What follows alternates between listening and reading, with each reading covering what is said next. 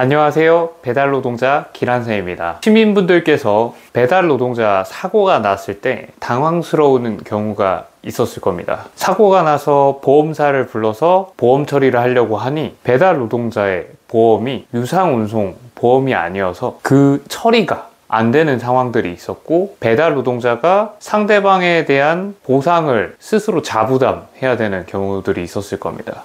그런 경우에서 그 자부담을 해결하지 못해서 상대 차량인 시민분들도 당혹스럽고, 배달 노동자 당사자도 사고가 난 이후에 사고에 대한 보상을 받을 수 없는 경우들을 겪으셨을 겁니다. 그 문제가 현재 배달 노동자들이 배달업을 하면서 유상운송 보험을 의무로 가입하지 않기 때문에 벌어지는 문제입니다. 이 문제는 배달 노동자의 안전을 위협하는 것뿐만 아니라 시민의 안전을 위협하고 있습니다.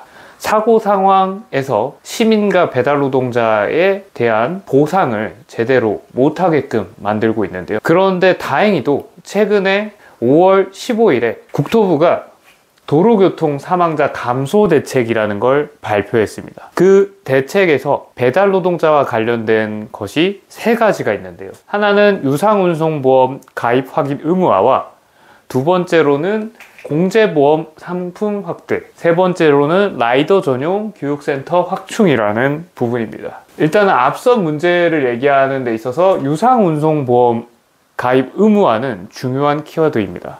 유상운송보험이 가입돼 있었다면 사고가 났을 때 배달 노동자의 안전도 보장되었을 뿐더러 시민의 안전도 보장되었을 것입니다. 국토부가 이례적으로 유상운송보험 가입 확인 의무화를 이야기했고요. 그 다음에 이 유상운송보험 가입이 의무화됐을 경우를 대비해서 공제보험 상품의 확대를 이야기했습니다. 일단은 기본적으로 유상운송보험이 아직까지도 배달 노동자에게 비싼 편이긴 합니다.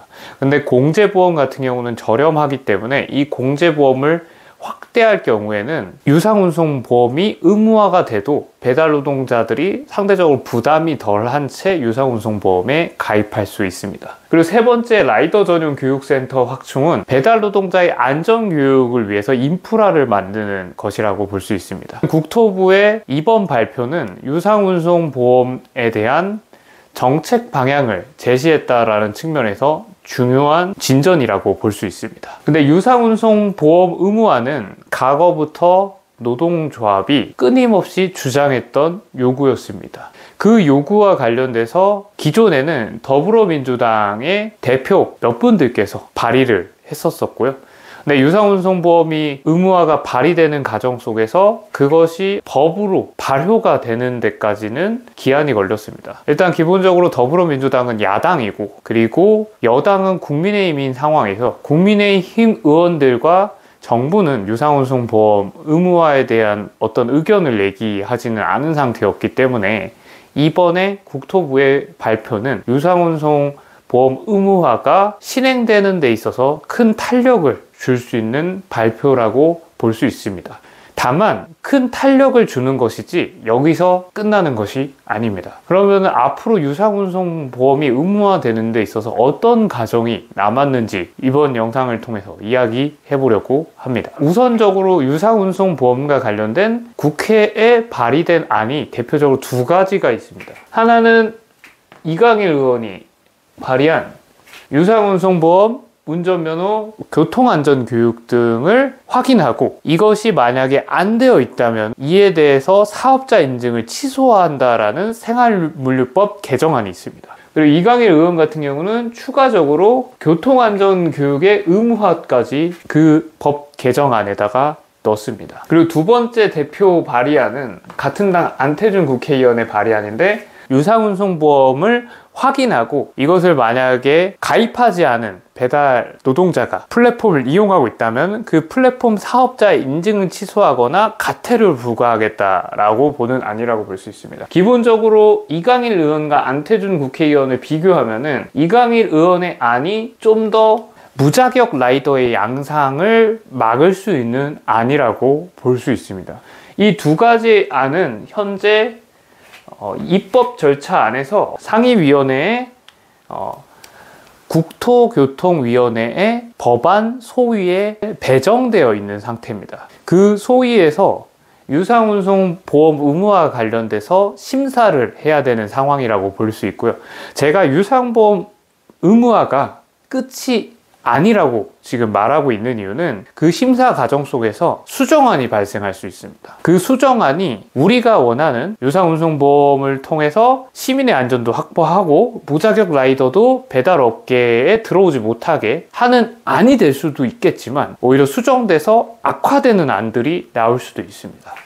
그래서 현재 이런 입법 절차 과정 속에서 현재 상임위원회의 심사 소위에 들어가 있다라고 보시면 되고요. 이 심사 소위 단계에서의 심사가 중요한 겁니다.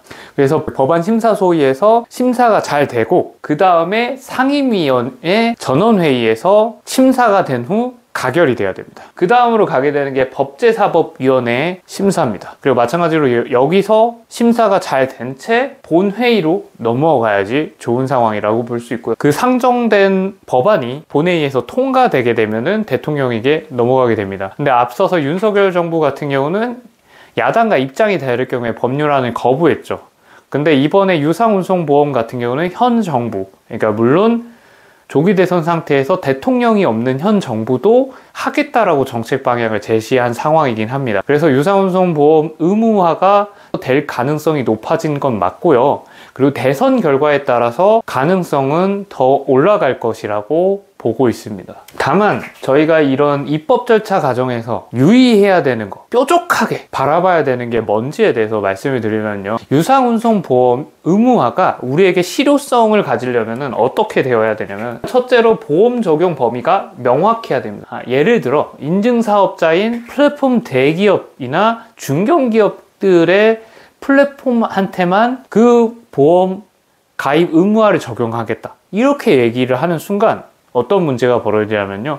지금 배달업계에 있는 하청들이 있죠. 배달의 민족 플러스, 쿠팡이츠 플러스 이런 하청들은 유상운송보험 가입 의무화가 안 될 가능성이 있습니다. 그래서 우리는 이 법안이 심사되는 과정 속에서 전 플랫폼이 적용될 수 있는지 그리고 적용되지 않게 하는 사람들이 있다면 그것에 대해서 끊임없이 항의를 해야 되는 상황이라고 볼 수 있습니다. 그리고 보험 적용 범위를 명확화하고 난 뒤에는 이 시행에 따른 관리 감독을 정부에게 끊임없이 요구해야 됩니다. 그리고 마찬가지로 유상운송보험이 의무화되고 난 다음에 이것이 계속 의미를 갖기 위해서는 보험료 자체가 낮아져야 되는데요. 공제보험을 통해서 보험 부담 자체가 완화돼야 됩니다.